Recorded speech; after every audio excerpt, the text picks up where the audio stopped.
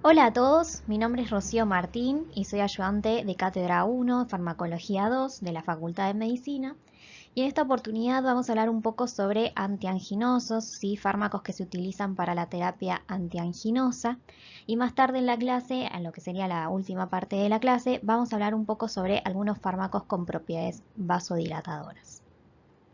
Bueno, acá les presento lo que es la tabla de contenidos de la clase. Como verán, primero vamos a hacer una breve introducción para recordar la definición y algunas características del dolor precordial o también llamado ANGOR, porque básicamente va a ser el centro de la terapia farmacológica de esta clase.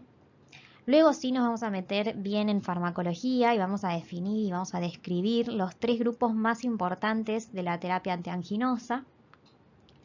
Luego vamos a hablar un poco sobre vasodilatadores y luego lo que sería la última parte de la clase sí vamos a armar una conclusión y les voy a dejar todo lo que es la bibliografía que usé para hacer esta clase y los datos de contacto por si tienen alguna duda en algún momento. Bueno, ahora sí vamos a dar por comienzo la clase, ¿sí? Este teórico entonces va a tener como propósito hacer esta breve introducción a lo que serían los distintos recursos terapéuticos farmacológicos en torno al manejo del dolor precordial. ¿Y esto por qué? Esto porque según las estadísticas de mortalidad en Argentina, la enfermedad cardiovascular es la causa número 1 en frecuencia, ¿sí? Seguida de tumores e infecciones.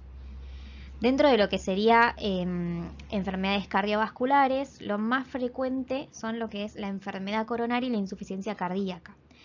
¿Y esto qué tiene que ver con la clase? ¿Por qué? Porque el dolor precordial, o también llamado dolor torácico o angina de pecho, es la forma más habitual de presentación de los pacientes con enfermedad coronaria, que dijimos que es una de las causas más frecuentes de mortalidad. Y que además lo que es enfermedad coronaria sin tratamiento ni hospitalización tiene un alto riesgo de muerte. Entonces nosotros acá tenemos grupos, vamos a presentar grupos farmacológicos que se utilizan a modo de terapia sintomática, ¿sí? Y profiláctica de el dolor de angina de pecho, dolor torácico o dolor precordial. Además, se vio en los sistemas de emergencia que es la segunda causa más frecuente de consulta en todos los departamentos de emergencia, ¿sí? No siempre va a tener no siempre un dolor precordial o un dolor torácico tiene estrecha relación con una causa cardiovascular, ¿sí? Pero son la mayoría de los casos y que en caso de no ser atendidas tienen alto riesgo de muerte. Por eso es tan importante mencionar el ANGOR, tener controlado el ANGOR, ¿sí? Y instaurar una terapia farmacológica lo antes posible una vez identificado. Así que siguiendo con la introducción vamos a definir la palabra ANGOR o el dolor de angina de pecho, ¿sí? ¿Por qué es tan importante y por qué tan insistente en esta introducción? Es porque la definición exacta, ¿sí? Y precisa del ANGOR deja entrever lo que es el mecanismo de producción de la angina, ¿sí? ¿Y por qué tan importante? Porque el mecanismo de producción va a ser nuestro blanco terapéutico de la terapia farmacológica de la que vamos a hablar y que es el centro de la clase. Entonces vamos a pasar a definirlo. Y como lo hice en la diapositiva, la angina de pecho o el ANGOR son episodios transitorios de isquemia del miocardio, y esto es muy importante, debido a un desequilibrio en la relación entre el suministro o la oferta y demanda del oxígeno al miocardio, ¿sí?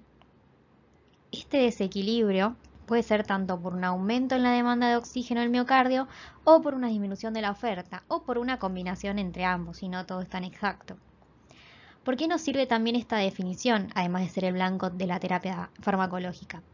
Porque al conocer factores ¿sí? o determinantes tanto de la demanda de oxígeno como de la oferta, vamos a poder encontrar en ellos distintos determinantes que podamos modificar con la terapia farmacológica para de alguna manera balancear este desequilibrio y volver a un equilibrio ideal, ¿sí? Entonces, esta diapositiva es muy importante porque nunca deben olvidar cuáles son los modificadores de cada uno. Acá se los puse en la diapositiva, ¿sí? Los modificadores de la demanda de oxígeno van a ser la frecuencia cardíaca, la contractilidad ventricular y la tensión o el estrés parietal, ¿sí? Por ejemplo, lo que era la precarga y la poscarga.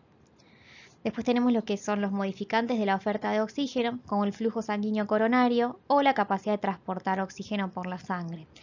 De estos vamos a ver en la terapia farmacológica que la mayoría se va a centrar en modificar los determinantes de la demanda de oxígeno. Bueno, y como para terminar un poco, vamos a recordar cómo es el ANGOR, ¿sí? Cómo se lo describe o cómo es descrito por el paciente. Recuerden que raramente el paciente lo va a describir como un dolor en sí, sino que lo va a referir más que nada como una molestia subesternal, ¿sí? Cuando se le pregunta cómo es esa molestia, suelen decir que es de tipo opresiva. Recuerden la palabra pesadez, como se lo suele llamar como la sensación de una pata de elefante sobre el pecho, ¿sí?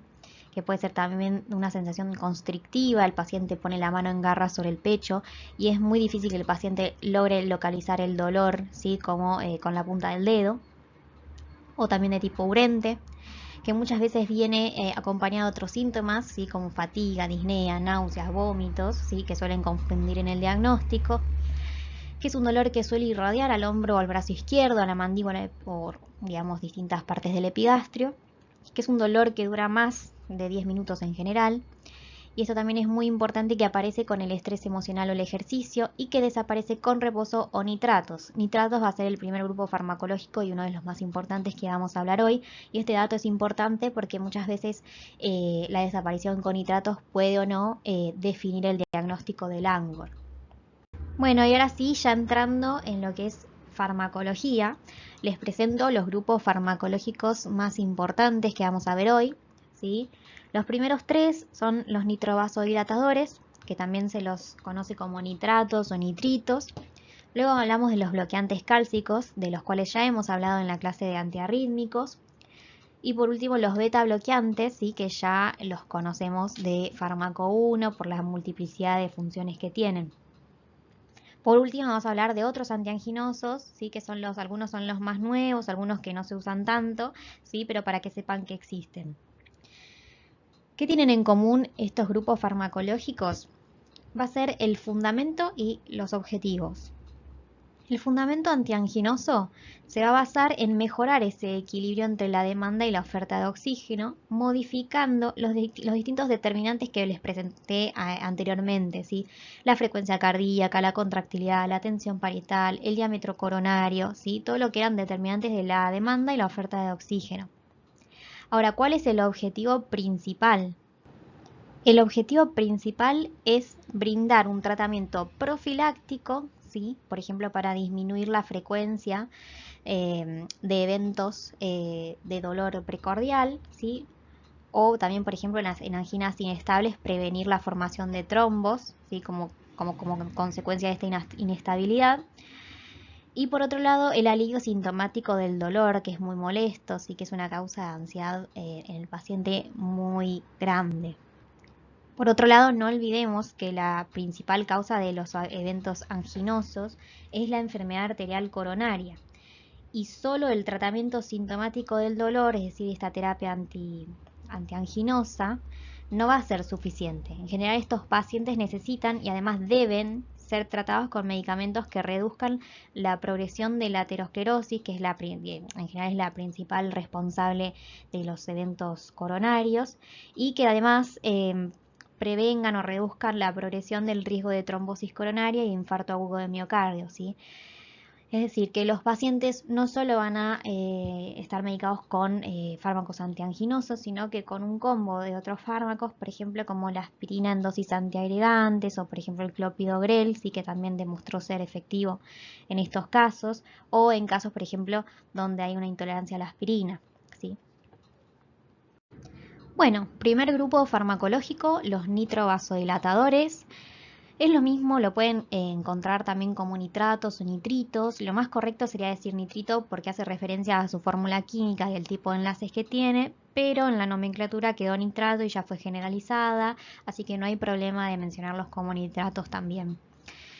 De los referentes tenemos a la nitroglicerina, de ahora en más NTG, el dinitrato de isosorbide, el mononitrato de isosorbide, ¿sí? Y los vamos a presentar como profármacos generadores de óxido nítrico. Bueno, acá les presento lo que es el mecanismo de acción de los nitrovasodilatadores. Este gráfico más que nada hace referencia a la NTG y ahora les digo por qué, ¿sí? Pero bueno, en fin, lo que van a hacer los nitrovasodilatadores cuando ingresan al organismo ¿sí? Tenemos al nitrato, se van a unir a la L-cisteína, ¿sí? Y esta reacción va a ser catalizada por la LDH2. ¿Y por qué está remarcada? Primero porque esto hace referencia a que nos referimos a la NTG, ¿sí? Porque el resto de los nitrovasodilatadores utilizan otras enzimas en este paso, como puede ser algunos citocromos, pueden verse implicados por ejemplo la santina oxidorreductasa, o pueden existir otras isoformas de la LDH.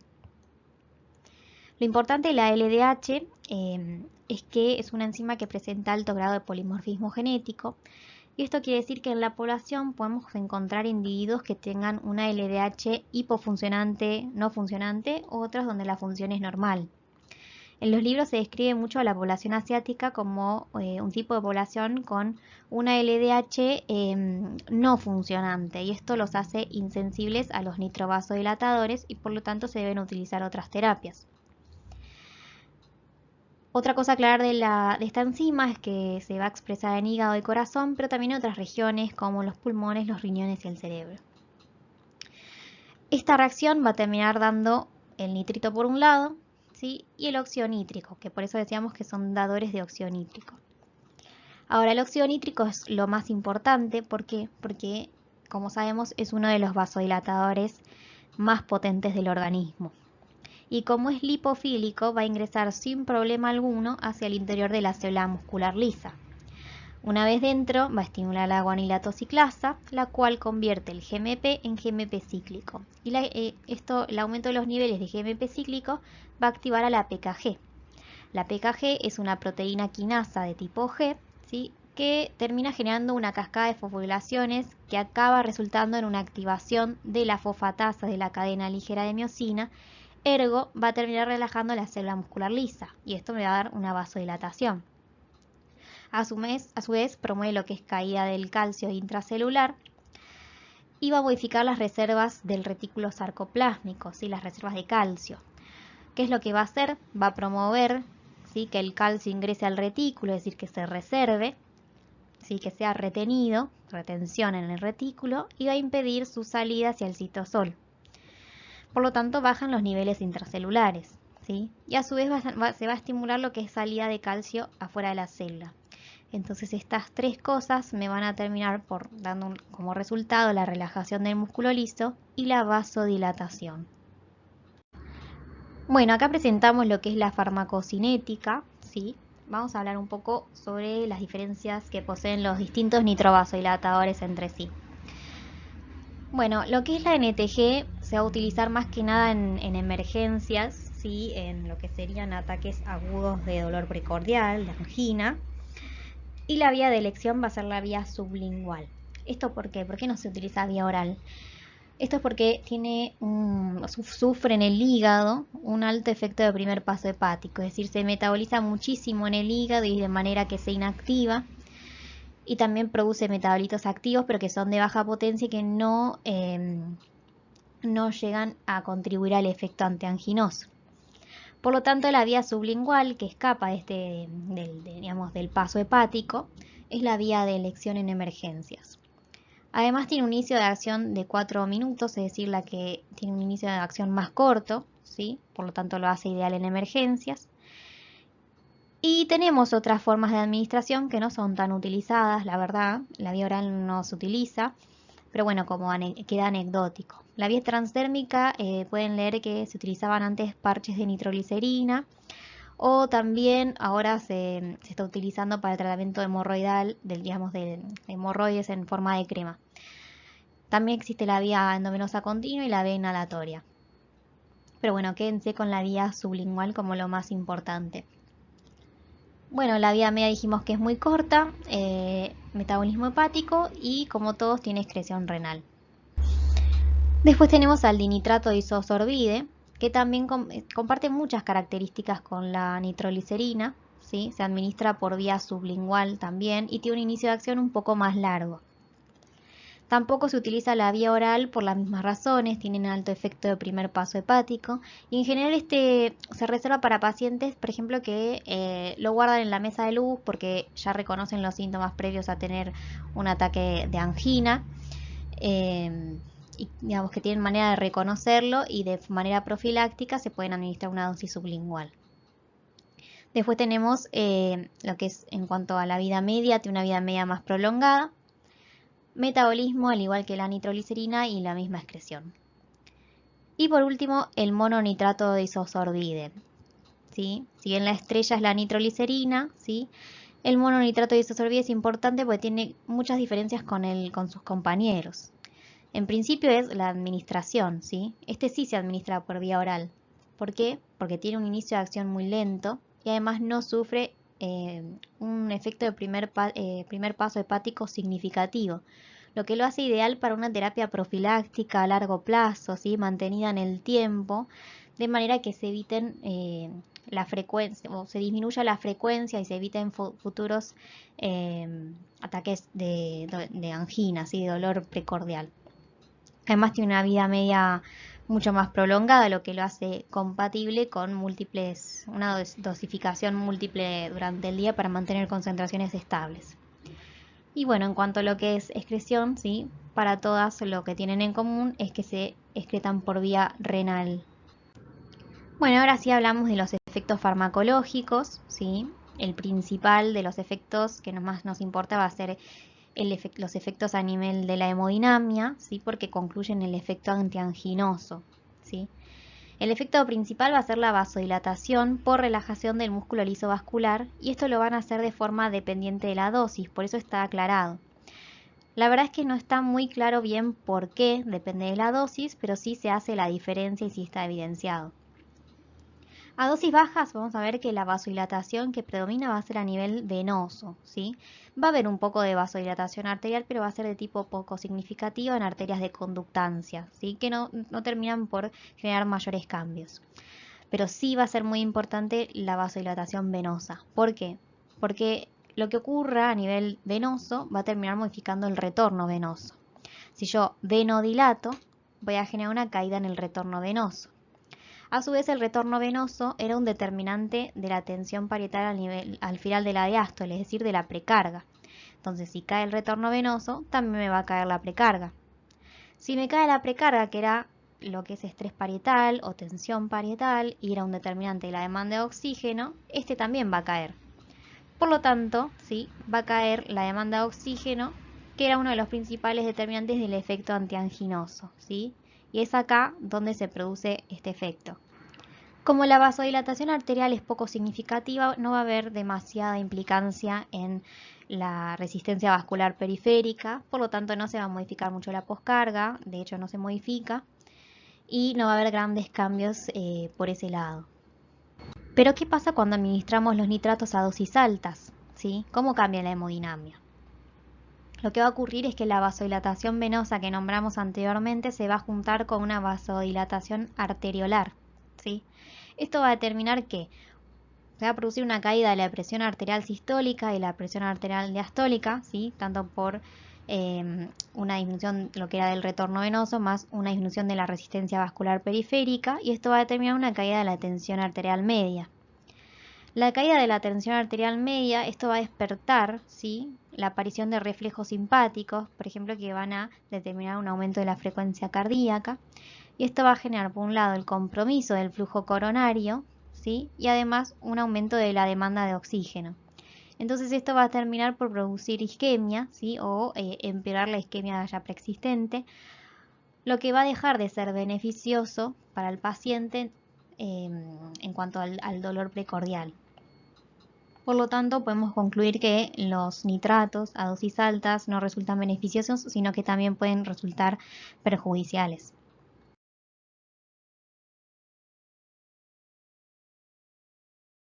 Bueno, acá les presento una lista de efectos adversos, ¿sí? Dentro de lo más común va a ser la cefalea de tipo intensa.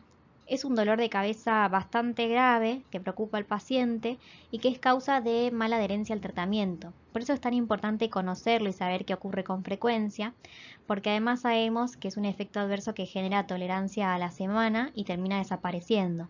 Entonces es importante aconsejarle de entrada al paciente, ¿sí? Que justamente sea paciente y deje que espere el tiempo prudente que este efecto va a desaparecer.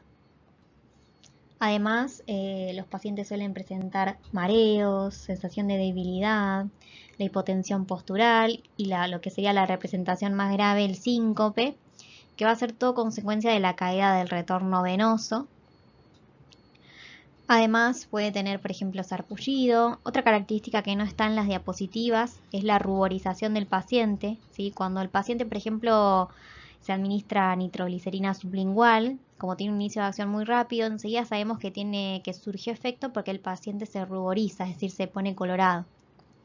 Y bueno, como siempre presente la hipersensibilidad, ¿sí? Los pacientes pueden tener hipersensibilidad a uno de los nitratos y ser cruzada con el resto de los nitrovasodilatadores.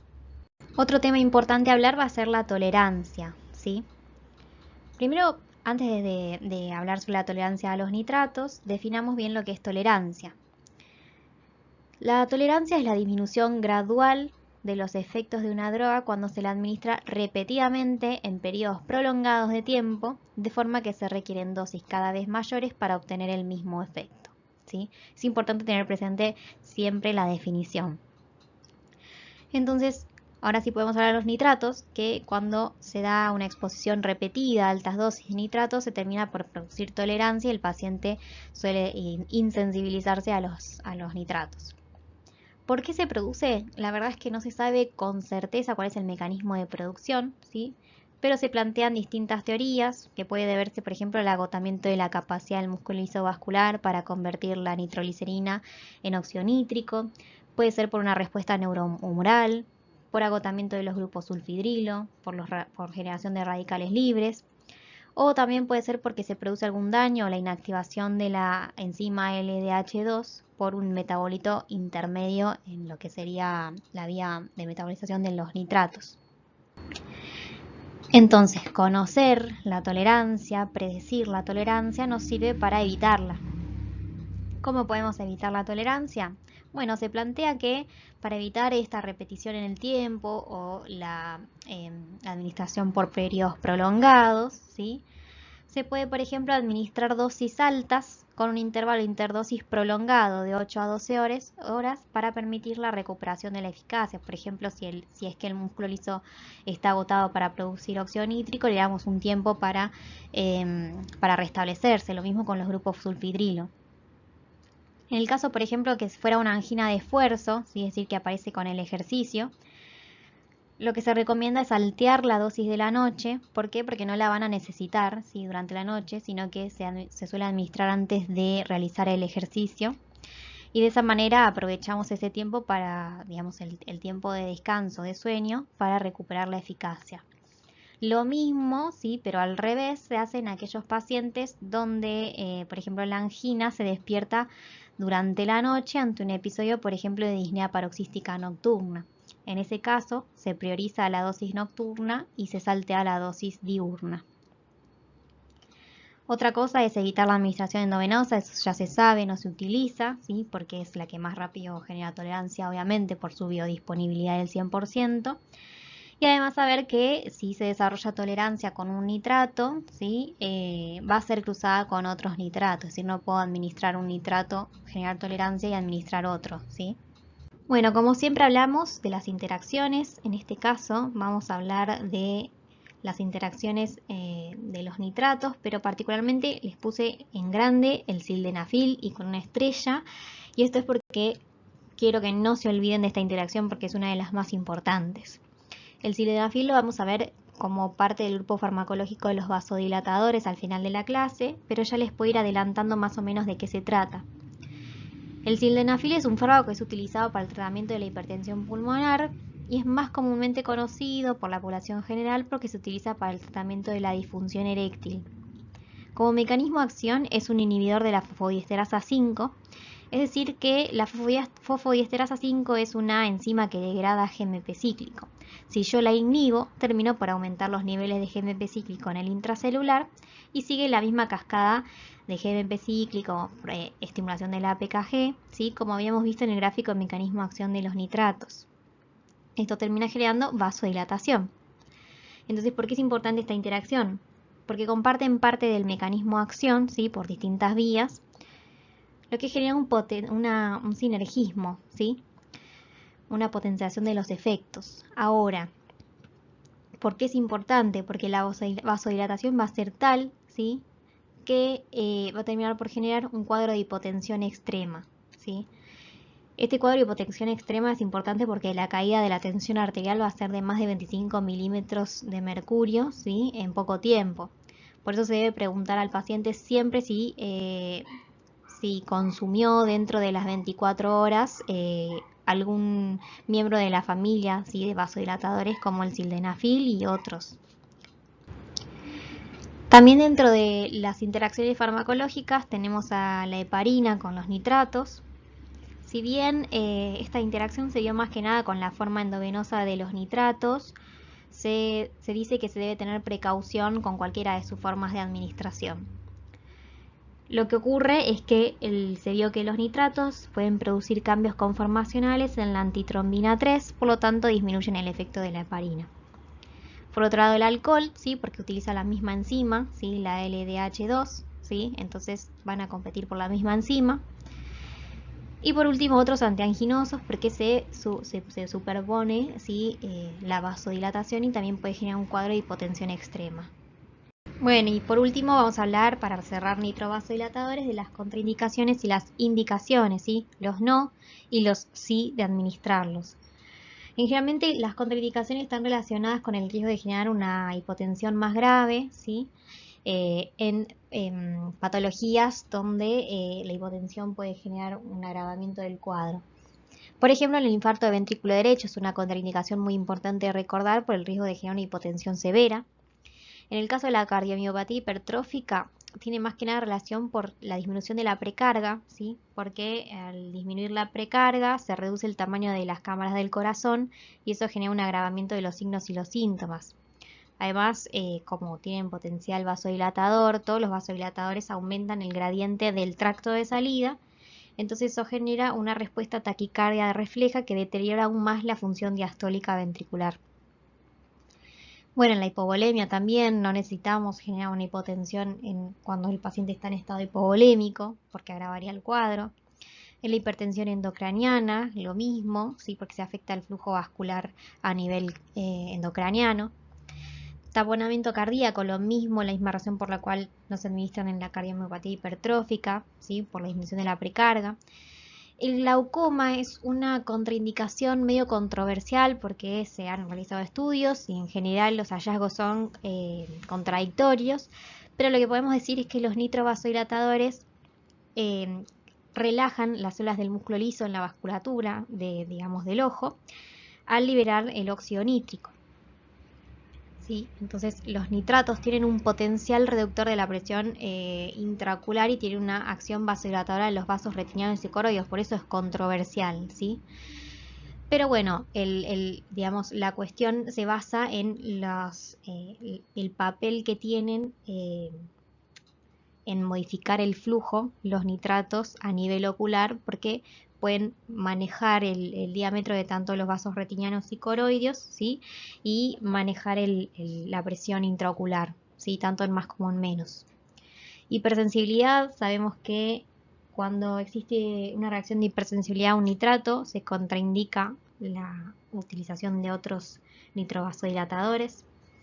Y el embarazo en lactancia también es controversial, más que nada en lactancia. En embarazo sí se vio el potencial de producción de hemoglobinemia en los niños, en el feto.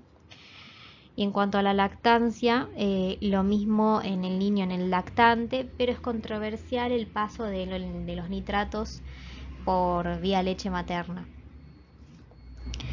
Y por otro lado, los sí, ya hablamos, sí, que los nitratos se utilizan muchísimo en la cardiopatía isquémica, porque el Angor es el principal síntoma de esta patología.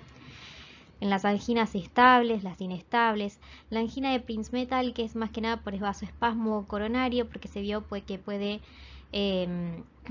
lograr disminuir este vasoespasmo causante de la angina. Bueno, el infarto agudo miocardio y en la insuficiencia cardíaca cuando está asociada a angina porque alivia el dolor. Bueno, cambiamos a otro grupo farmacológico que son los bloqueantes cálcicos. Son fármacos que tienen propiedades antiarrítmicas, antihipertensivas y antianginosas, ¿sí? Recordemos todas sus propiedades farmacológicas a la hora de hablar de ellos, pero hoy en este teórico vamos a hablar sobre la propiedad antianginosa, ¿sí? Más o menos ya los van conociendo porque se vio en el teórico de antiarrítmicos.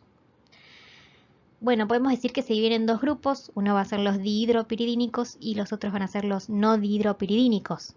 Dentro de los dihidropiridínicos tenemos a la amlodipina, muy conocida, la nifedipina, clevidipina, nimodipina, y los no dihidropiridínicos, el verapamilo y el diltiazem, que también los vimos en el práctico, en el teórico de antiarrítmicos.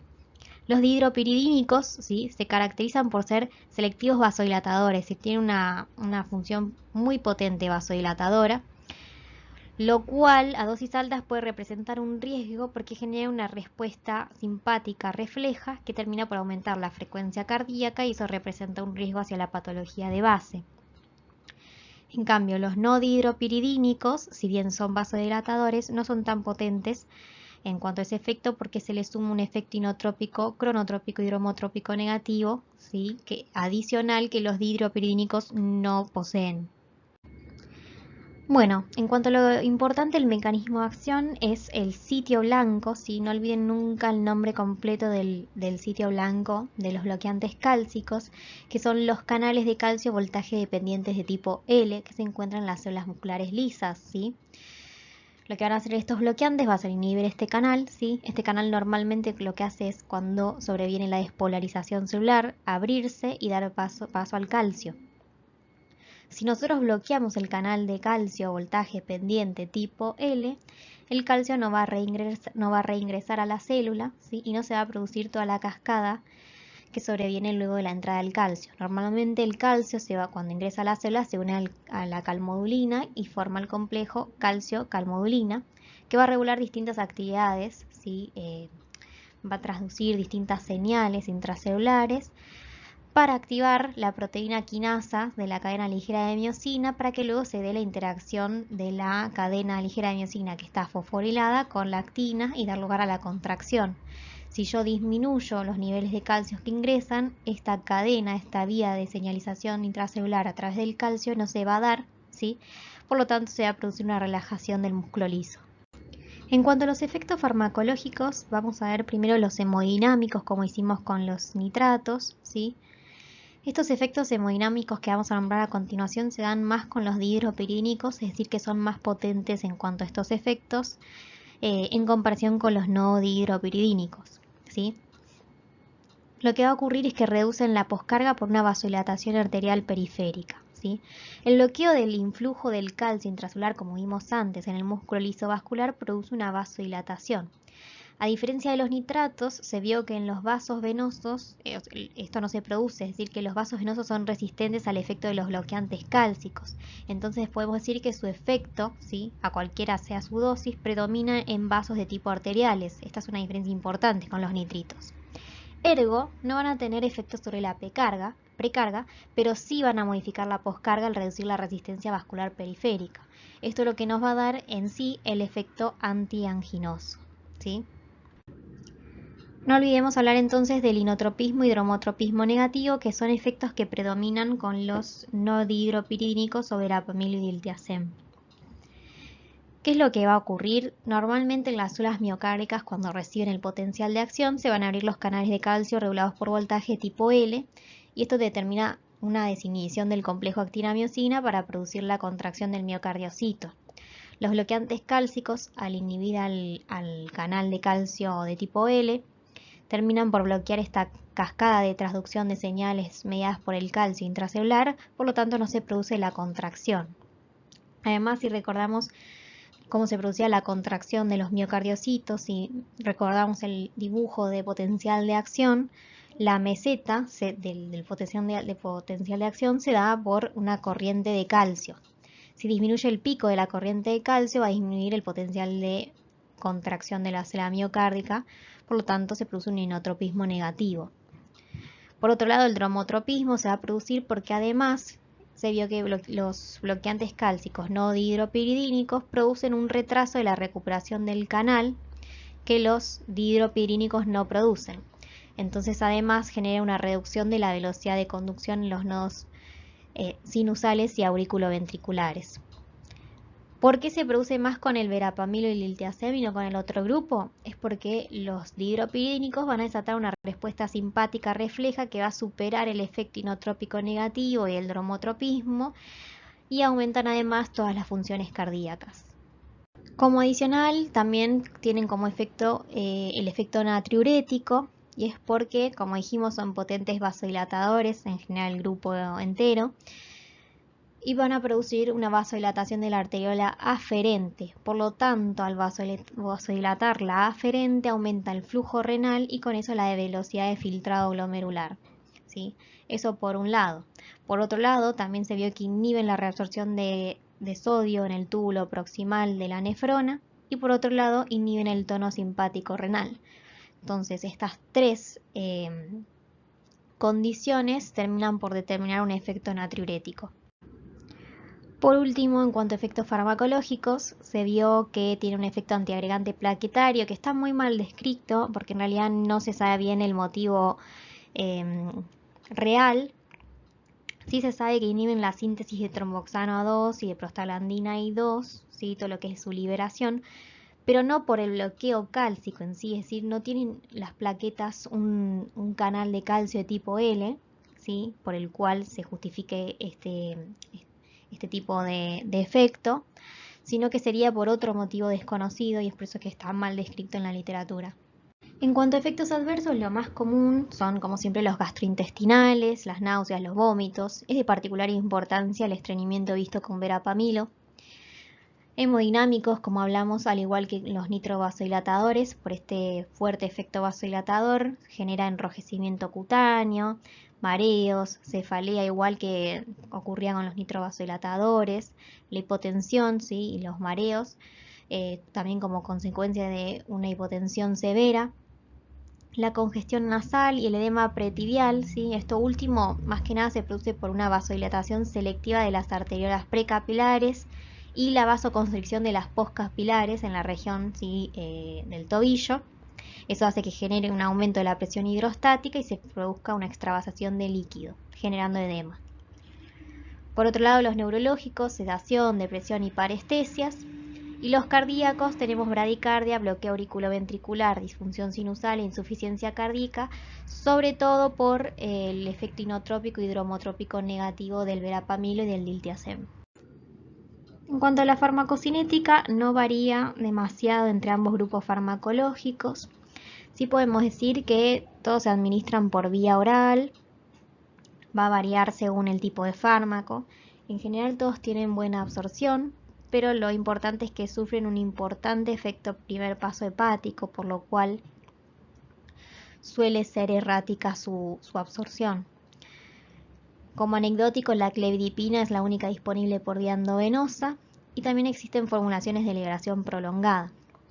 En cuanto a la distribución, tienen una muy buena unión a proteínas plasmáticas, principalmente a la alfa-glucoproteína ácida.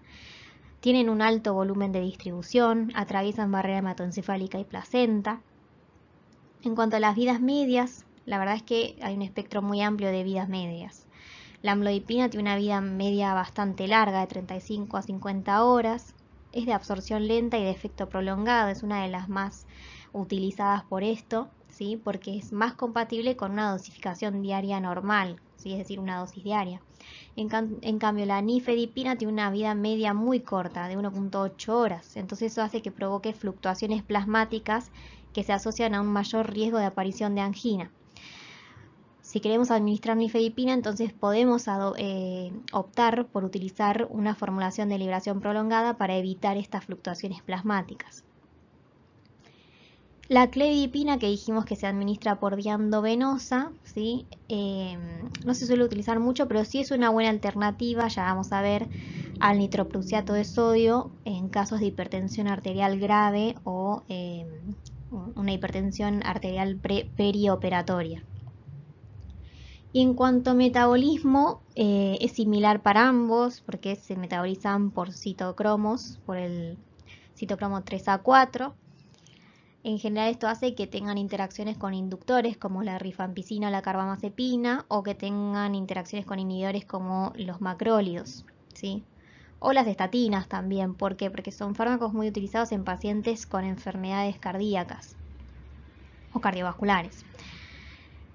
En general estas interacciones son más frecuentes con los no dihidropiridínicos. Son los que producen metabolitos activos, ¿sí? Como el norverapamilo o desacetiltiazem. Pero bueno, estos metabolitos activos, si bien son activos, son de menor potencia que sus precursores y pueden llegar a generar una potenciación de su efecto, a contribuir más que nada a su efecto, pero no son muy significativos. Los dihidropiridínicos, en cambio, van a producir metabolitos inactivos. Lo importante es tener en cuenta pacientes cirróticos y ancianos porque está disminuida la función hepática. Tanto lo que es a nivel de la biotransformación hepática, hay que tenerlo en cuenta, como el nivel de unión a proteínas, ¿sí? Porque va a estar modificada la síntesis de proteínas plasmáticas. Por lo tanto, en esta población hay que comenzar con dosis más bajas. Y por último, la excreción en común es renal. Bueno, como tercer grupo tenemos a los beta bloqueantes, que son fármacos ya conocidos por ustedes de fármaco 1, pero los volvemos a presentar. Son fármacos bloqueantes del receptor beta adrenérgico que tienen múltiples funciones, ¿sí? Antihipertensiva, antiarrítmica, antianginosa. Y nuevamente lo que vamos a hacer hoy es focalizarnos en la antianginosa. Recordemos que los beta bloqueantes los podíamos dividir en 3 generaciones y según la selectividad por los receptores beta. Teníamos los de primera generación o no selectivos, como el propranolol, ¿sí? El pindolol, timolol.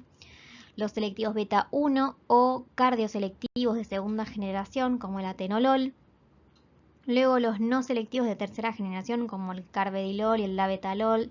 Recuerden que se adicionaba una afinidad además de por los dos beta por el receptor alfa 1. Y por último los selectivos beta 1 de tercera generación, que tenían un efecto adicional, que era la estimulación de la auxionítrico sintasa, por lo que tenía efectos vasodilatadores por ese lado. Pero en general recuerden, ¿sí?, que los beta bloqueantes no son vasodilatadores. Bueno, en cuanto a lo que es efecto antianginoso, tenemos que saber que los beta bloqueantes más utilizados van a ser los cardioselectivos, que se centren en disminuir las propiedades cardíacas, ¿sí? Y sobre todo, saber que los beta bloqueantes son la única clase de fármacos eficaces para reducir la gravedad y la frecuencia de los ataques de angina de esfuerzo y para mejorar la supervivencia en aquellos pacientes que han tenido un infarto agudo de miocardio. ¿Cómo se va a producir este efecto antianginoso? Va a ser mediante 3 ramas principales. Una va a ser la reducción de la tensión arterial en el ejercicio, por su efecto cronotrópico negativo y por su efecto inotrópico negativo. Por un lado, el efecto inotrópico negativo, como sabemos, el inotropismo negativo hace que se relaje el músculo cardíaco, entonces va a mejorar la perfusión de la pared cardíaca en diástole. Entonces todas esas zonas isquémicas o que están por llegar a una isquemia mejoran su perfusión. Lo mismo con el efecto cronotrópico negativo. El efecto cronotrópico negativo hace referencia a una disminución del consumo de oxígeno por el miocardio. Se acuerdan que la frecuencia cardíaca era determinante del consumo. Y por otro lado, relacionado a lo que es la tensión arterial en el ejercicio, los beta bloqueantes disminuyen la secreción de renina y a su vez desensibilizan a los vasoreceptores. Con eso generan una disminución de la presión arterial sistólica.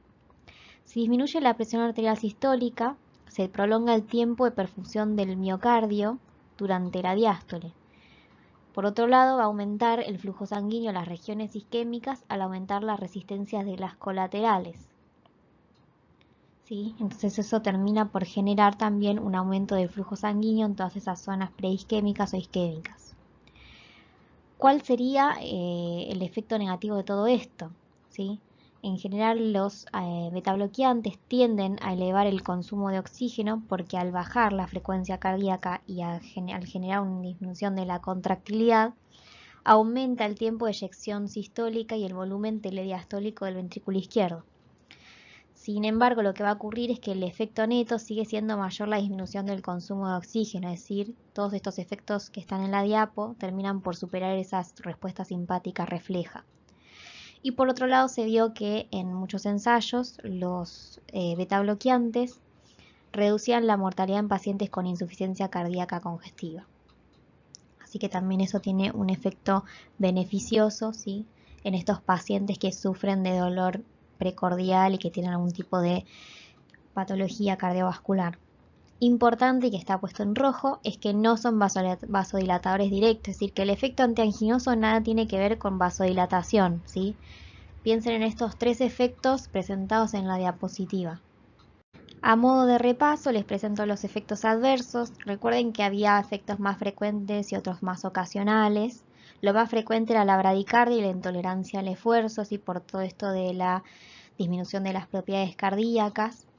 Y por otro lado la broncoconstricción, ¿sí?, la constipación, todo esto por bloqueo de receptores beta en estos sistemas, ¿sí?, la disminución del flujo periférico, y falta una flechita, el fenómeno de Raynaud, falta de respuesta a la hipoglucemia, ¿sí?, que después lo veíamos como una contraindicación en lo que es diabetes, la hipertrigliceridemia, impotencia sexual, disminución de la libido y trastornos del sueño. Acá les dejo las contraindicaciones. Recuerden principalmente las contraindicaciones absolutas, el resto son relativas.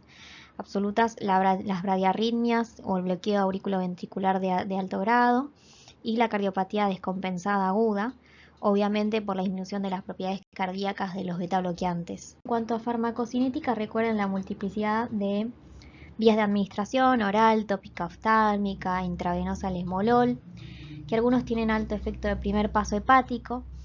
Lo más importante también era distinguir entre aquellos más liposolubles y los más hidrosolubles. Por ejemplo, los más liposolubles el propanolol, el timolol, los más hidrosolubles el atenolol, nadolol y sotalol. Esto tenía implicancia en la administración en aquellos pacientes, por ejemplo, que tienen una función hepática disminuida, ¿sí? En ellos vamos a elegir aquellos beta bloqueantes más hidrosolubles. En cuanto a administración, sepan que generalizadas se distribuyen bien, algunos tienen más unión a proteínas que otros, metabolismo hepático y la excreción siempre renal y biliar. Bueno, ahora sí, terminando con los antianginosos clásicos, acá les traigo una breve reseña de los nuevos antianginosos. Según su mecanismo de acción los podemos dividir en hemodinámicos o metabólicos. Dentro de los hemodinámicos tenemos a la ivabradina, al nicorandil, y los metabólicos a la trimetacidina y a la ranolacina. Bueno, empezamos con la ranolacina, que es un fármaco de segunda línea para el tratamiento de la angina crónica y que se puede combinar con otros antianginosos. La verdad que su mecanismo de acción es incierto, ¿sí? Sí se saben ciertas cosas, como que su mecanismo antianginoso corresponde a la inhibición de distintos flujos de iones cardíacos, como por ejemplo las corrientes de potasio rápida y la corriente de sodio lenta, ¿sí?, como corrientes preferenciales. Ahora, cuando hay un evento isquémico, el sodio ingresa a la célula por canales de inactivación lenta, ¿sí?, y generan una corriente tardía de sodio, que es la corriente de sodio lenta. Este influjo de sodio va a hacer que se active el intercambiador entre sodio y calcio. El sodio va a salir de la célula y el calcio empieza a ingresar, aumenta el calcio intracelular y genera contracción del músculo liso, y por ende eso aumenta lo que es la tensión parietal, ¿sí? Aumenta la tensión parietal y además va a retrasar la relajación, ¿sí? Y por eso se produce un aumento del consumo de oxígeno. Además, todo esto indirectamente comprime los vasos subendocárdicos y se va a disminuir el flujo coronario a este nivel. Entonces, toda esta cascada que está presentada en la mano derecha de la pantalla es la cascada que justamente la ranolacina inhibe durante la isquemia, ¿sí? Eso como principal mecanismo antianginoso, pero además se sabe que reduce la oxidación de ácidos grasos cardíacos, ¿sí? Entonces reduce el consumo de oxígeno por el miocardio. Estimula el metabolismo de la glucosa, por eso se lo clasifica como de tipo metabólico, ¿sí?, porque cambia el metabolismo cardíaco, ¿sí?, lo rota reduce la beta oxidación y aumenta el de la glucosa. Y por otro lado se vio no muy importante, una leve inhibición del receptor beta adrenérgico que podría llegar a tener implicancia. En cuanto a su farmacocinética, no hay mucho para decir. Se administra por vía oral, ¿sí? Se dan compuestos de liberación prolongada y se debe administrar 2 veces por día. La verdad es que son fármacos mal tolerados, por eso se dejan como segunda línea.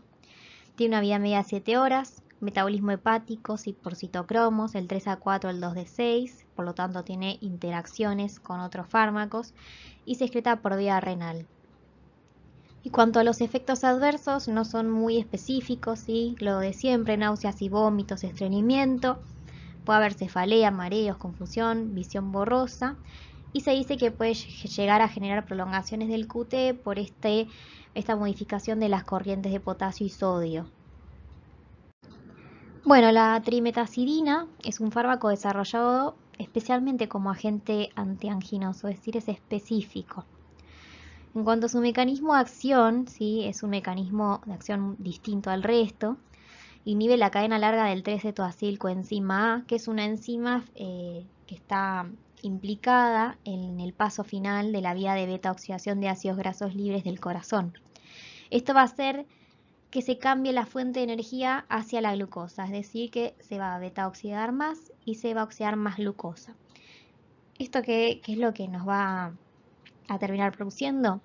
Es que se produzca menos ATP, ¿sí? Porque los ácidos grasos nos dan más ATP, pero a su vez requiere menos oxígeno, entonces va a disminuir el gasto de oxígeno. Por lo tanto, va a ser beneficioso en caso de isquemia.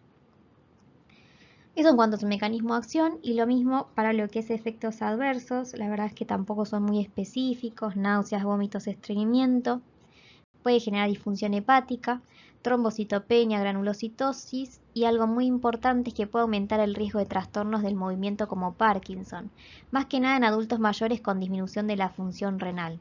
Entonces eso hizo que el uso sea más restringido que el resto.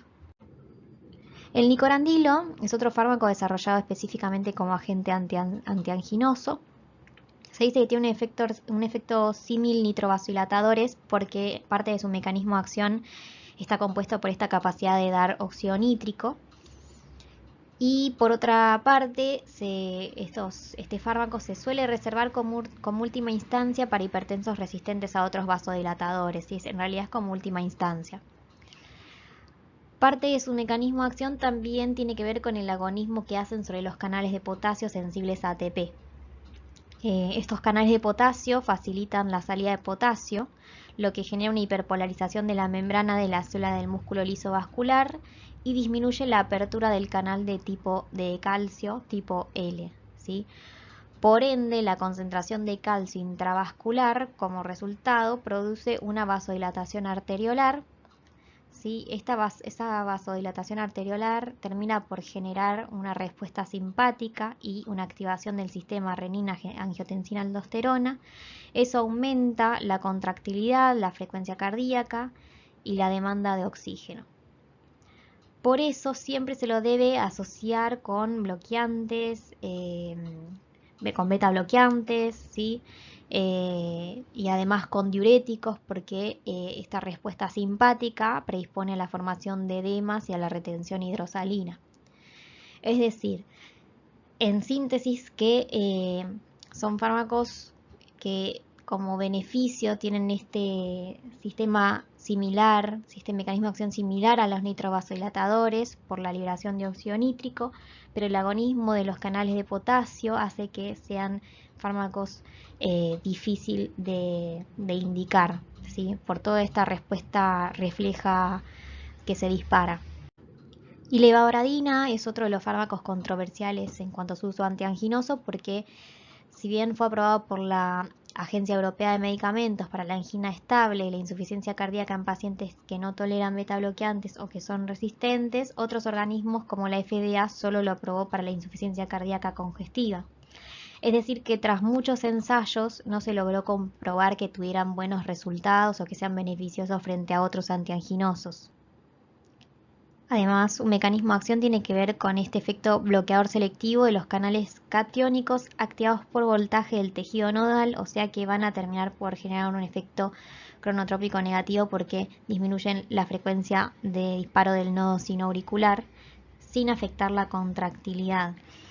Pero este mecanismo de acción no comprobó buenos resultados y de hecho se comprobó que se asoció mucho a otros síntomas y otras condiciones como la bradicardia sintomática, la fibrilación auricular y la prolongación del QT. Y como otros efectos adversos, además de estos cardiovasculares, tenemos los fosfenos, es un efecto menor, pero bueno, es algo nombrado en la literatura. Bueno, ahora sí, estamos entrando en la última parte de la clase, donde vamos a nombrar algunos vasodilatadores. El nitroprusiato de sodio es uno de los fármacos referentes vasodilatadores más potentes, ¿sí? Es un vasodilatador arteriovenoso de los más rápidos y más eficaces que existen. Se lo suele comparar con los nitratos porque ambos son dadores de óxido nítrico, pero en el caso del nitroprusiato es un dador directo. En realidad lo que se vio es que la conversión del nitroprusiato a óxido nítrico suele ser catalizada por enzimas distintas a las de los nitratos, enzimas desconocidas, y que por eso la reacción o digamos, el efecto farmacológico del nitroprusiato es inmediato, a diferencia de los nitratos, es más potente y a la larga no va a generar tolerancia. Al ser un vasodilatador arteriovenoso y de los más potentes, no es útil como antianginoso porque, como sabemos, como pasaba con los nitratos a dosis altas, la respuesta simpática refleja, impide, ¿sí? O de alguna manera genera el efecto contrario al efecto antianginoso, ¿sí? Como vemos en la diapositiva, el mecanismo de acción del nitroprusiato es compartido con los nitratos, porque ambos dependen de su derivado, que es el óxido nítrico, para generar una vasodilatación. La diferencia es que el nitroprusiato de sodio es un dador directo de óxido nítrico que no comparte las mismas, se sabe que no comparte las mismas enzimas en su catalización hacia la producción de óxido nítrico, y que son enzimas más rápidas y que a la larga no van a generar tolerancia. Entonces esto hace que ni siquiera tenga latencia de acción para producir el óxido nítrico. Entonces, si comparten el mecanismo de acción, ¿por qué no se va a utilizar como antianginoso? Si recuerdan, cuando hablamos de los nitritos a dosis altas, se producía una vasodilatación venosa sumada a una vasodilatación arterial. En el caso del nitroprusiato de sodio, como es un potente vasodilatador, ¿sí? Se va a producir una respuesta de vasodilatación arterial exagerada porque se suman ambas respuestas ya inclusive a dosis bajas. Eso va a generar un fenómeno que se llama fenómeno de robo coronario, el cual ahora vamos a hablar un poco. Acá tenemos una diapositiva para explicar lo que es el fenómeno de robo coronario brevemente y para entender por qué no se utilizan el nitroprusiato como antianginoso, pero sí los nitratos. Acá tenemos un gráfico A, donde vamos a partir una imagen donde se representan coronarias y zonas del miocardio. Vamos a tener por ejemplo, en este caso una coronaria izquierda y acá una coronaria derecha. De modo esquemático, sí, pues una arteria cualquiera. La rama derecha va a tener una placa de ateroma, ¿sí? que lo que impide es el normal flujo sanguíneo hacia una parte del miocardio que está representada por esta colección de líquido en un vaso. Ahora la rama izquierda va a ser la rama normal, ¿sí? Con un tono normal, donde el flujo en la zona normal del miocardio va a estar conservado. Ahora, cuando pasamos a un ejemplo B, va a ser la misma situación bajo el efecto de los nitratos. Los nitratos lo que hacían era una redistribución de flujo en el miocardio porque favorecían la expansión o el aumento del diámetro de las ramas colaterales. ¿Ven? Como se ve acá, la colateral está dilatada, en este sector no está dilatada. Lo que genera la dilatación de colaterales es una redistribución justa, ¿sí? del flujo sanguíneo. Es decir, esta zona de la rama derecha que está mal perfundida, que en una situación normal sin fármaco tenía una disminución del flujo. En el caso con los nitratos, cuando el flujo de la rama izquierda intenta perfundir su zona, parte de su flujo va a ser redistribuido por la colateral hacia la zona mal perfundida. Entonces se va a generar una redistribución igualitaria de flujo entre ambas zonas, tanto la zona normal sin isquemia como la zona isquémica. En cambio, acá habla del dipiridamol, pero lo mismo ocurre con el nitroprusiato de sodio. El nitroprusiato de sodio lo que hace es favorecer una vasodilatación arteriolar, ¿sí? Las ramas más terminales. Entonces, como vemos en este gráfico, a diferencia del resto, la dilatación, ¿sí?, se va a dar por igual, tanto en zonas perfundidas como en zonas mal perfundidas. La zona mal perfundida ya veíamos que estaba completamente dilatada, intentando derivar parte lo más que podía de su flujo hacia la zona isquémica. Y en este caso, el dipiridamol o el nitroprusiato lo que va a hacer es dilatar, ¿sí?, ambas arteriolas por igual de ambas zonas. Por lo tanto, esto va a generar una mala redistribución del flujo, ¿sí? Entonces, el flujo sanguíneo en la zona normal va a estar aumentado, ¿sí?, porque no tiene problemas en su llegada, mientras que la rama derecha va a seguir en la misma situación, ¿sí? Va a tener una zona de flujo sanguíneo disminuido. Entonces va a exacerbar la diferencia entre ambas zonas. Entonces esto es lo que se denomina fenómeno de robo coronario. El fenómeno que se da con los nitratos de redistribución igualitaria lo pueden encontrar como fenómeno de robo coronario inverso o fenómeno de Robin Hood. Cosas importantes de la farmacocinética. La vía de administración es por vía endovenosa, se da una infusión venosa y lo importante es que sea continua y lenta. ¿Continua por qué? Acá vemos que tiene un inicio de acción de 30 segundos, es decir, casi inmediato. Genera su pico máximo a los 2 minutos y su vida media es de 3 a 5 minutos, es decir, tiene una vida media muy corta. Por lo tanto, para que se mantenga el efecto en el tiempo y una concentración en sangre estable, debe administrarse de manera continua. Y por otro lado, de manera lenta, porque los efectos, ¿sí?, ni bien el fármaco ingresa en sangre, va a ser captado rápidamente por los eritrocitos, que acá lo vemos que forman parte de su metabolismo, y va a interactuar con los grupos sulfidrilo y va a liberar iones de cianuro. Es decir que si yo lo administrara de manera rápida, me va a generar lo que se llama intoxicación aguda por infusión rápida por cianuro, ¿sí? Así que lo importante de esta infusión es que sea continua, lenta, y también agregaría, ¿sí?, que está escrito en la parte de metabolismo, es que la administración no pase las 24 o 48 horas. Se suele decir que la infusión de nitroprusiato no debería superar las 72 horas. ¿Y esto por qué? Porque parte de su metabolismo, si bien es eritrocitario, la otra parte va a ser hepática por la rodanasa hepática, ¿sí?, que con el tiempo y por administración prolongada se vio que se va a metabolizar a tiocianato, que vamos a ver que puede producir una intoxicación tardía. Y bueno, por último, la excreción va a ser renal. Entonces la farmacocinética es muy importante para tener en cuenta, porque de allí se desprenden los distintos errores que se pueden tener en cuanto a su administración y que pueden llevarnos a efectos adversos graves. Tenemos efectos adversos a corto plazo. Uno de ellos va a ser la vasodilatación excesiva. Como dijimos, es muy potente vasodilatador y su infusión rápida, con corto tiempo, puede producir náuseas, vómitos, palpitaciones, ansiedad y hasta un síncope en el paciente, como lo más grave. Pero por otro lado, vimos que parte de su metabolismo es inmediato por los eritrocitos y como producto final se formaba cianuro. Si recordamos, el cianuro es un inhibidor del metabolismo aerobio, por lo tanto va a producir un estado de acidosis metabólica, mareos, puede producir arritmias, ¿sí?, ataxia y delirium. Sí tenemos una forma de evitarlo y esto es administrar el tiosulfato de sodio para evitar la acumulación de cianuro. Y por otro lado, a largo plazo, es decir, cuando administramos el fármaco durante más de 48 horas, o particularmente cuando se utilizan dosis altas y existe, por ejemplo, insuficiencia renal, como vimos que se excreta por vía renal, se puede producir intoxicación por tiocianato, que es otro compuesto tóxico derivado del metabolismo hepático por la rodanasa hepática del nitroprusiato. Esta intoxicación por tiocianato puede producir anorexia, náuseas, fatiga, desorientación y una psicosis tóxica, y se vio, es muy raro de ver, pero se vio que a dosis elevadas se han descrito algunos cuadros de hipotiroidismo, porque el tiocianato lo que hace es interferir en el transporte de ioduros en la glándula tiroides.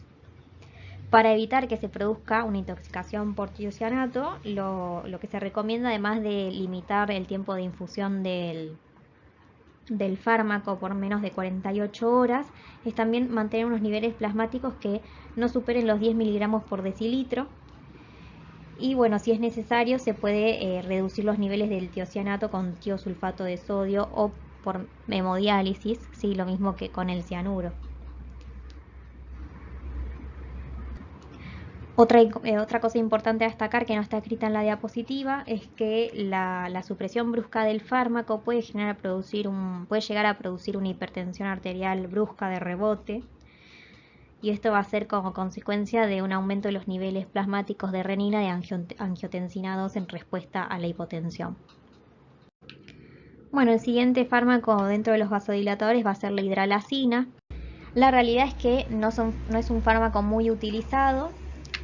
Se reserva en general para pacientes que tienen insuficiencia cardíaca y que no toleran los IECA, que son fármacos antihipertensivos que se ven en la clase de diuréticos y antihipertensivos, o donde los IECA están contraindicados, solo en esas situaciones. Además, el mecanismo de acción completo no está totalmente dilucidado.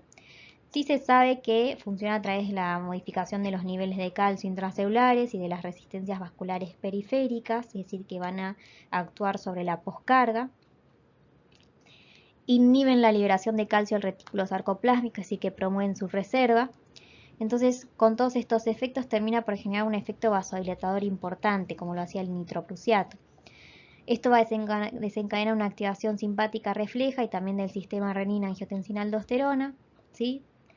Y esto termina por generar una taquicardia refleja y la retención hidrosalina, o sea, son fármacos que generan muchos efectos adversos.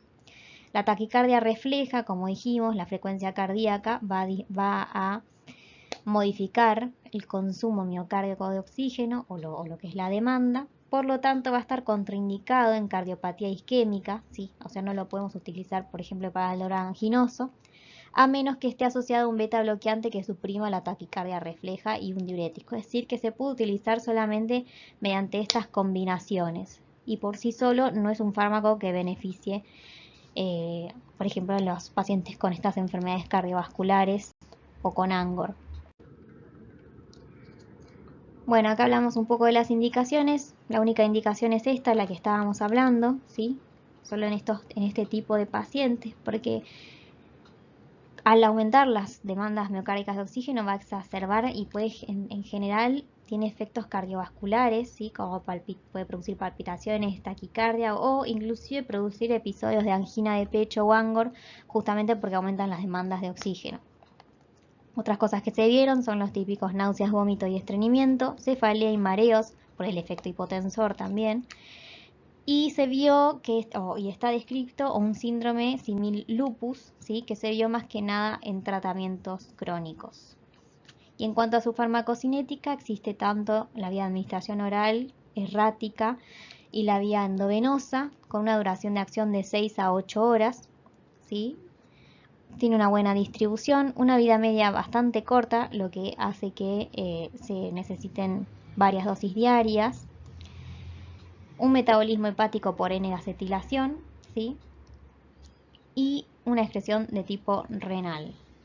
Y por último tenemos a los inhibidores de la fosfodiesterasa 5, ¿sí? Como los ven acá, de los cuales ya hablamos un poco del sildenafil, ¿sí? Y dijimos que lo íbamos a incluir más que nada sobre el grupo de los vasodilatadores.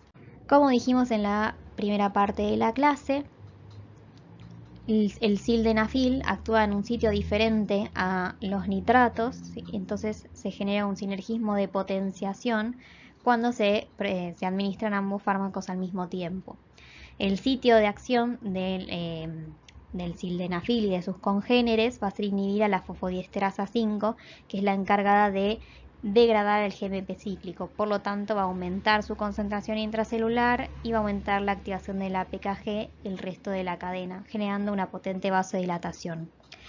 Es importante conocer que la fosfodiesterasa 5 se encuentra principalmente en vasos pulmonares, esto quiere decir, o de acá deriva su función como tratamiento para la hipertensión pulmonar.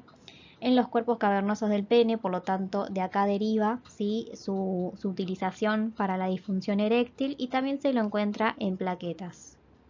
Bueno, ahora sí, finalizando la clase, les dejo algunas conclusiones, ¿sí? Principalmente que es importante conocer cuál es el tratamiento del Angor, porque como dijimos al principio, es el principal síntoma de las enfermedades cardiovasculares más frecuentes y es lo más consultado en emergencias. Recuerden que la terapia antianginosa es simplemente sintomática y profiláctica, no va a resolver la patología de base y en general se necesita una terapia combinada. De acá se desprende que debemos recordar que todos los pacientes con patología cardiovascular son pacientes polimedicados, entonces tenemos que tener en cuenta y conocer bien la farmacología de estas terapias para entender cuáles son las interacciones y cuáles son las contraindicaciones de estos fármacos.